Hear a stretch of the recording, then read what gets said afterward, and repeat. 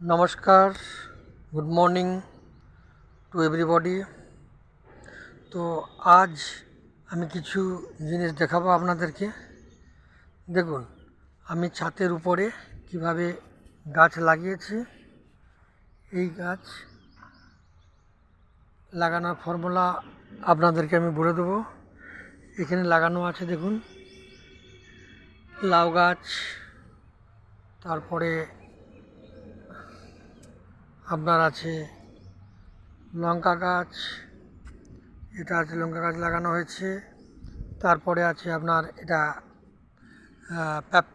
Capsicum, তারপরে এটা ওই ক্যাপসিকামের গাছ দেখছেন, খুব সুন্দর হয়েছে।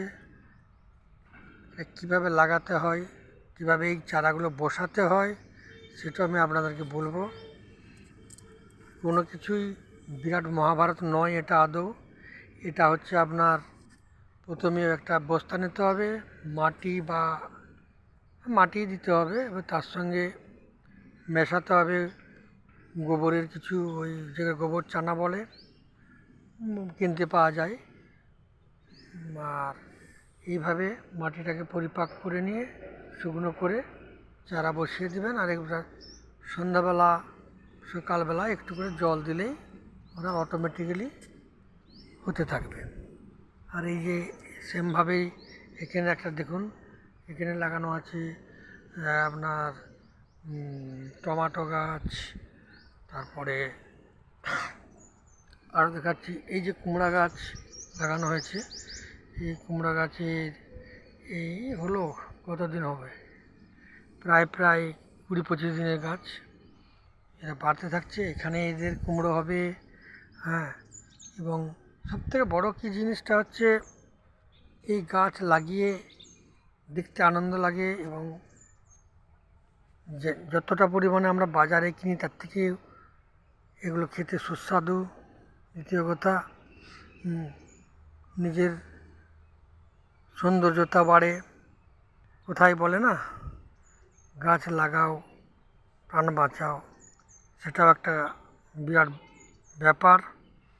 আর তার সঙ্গে আবার এদিকে লাগানো হয়েছে, সেটা আমি দেখাচ্ছি।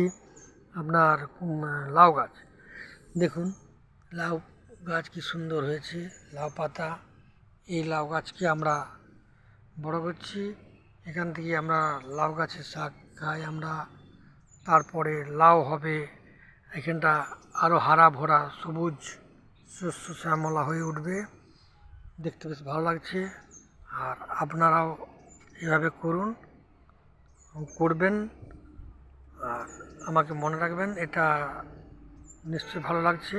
আর আশা করি এই ভিডিওগুলো সেভ করে রাখবেন।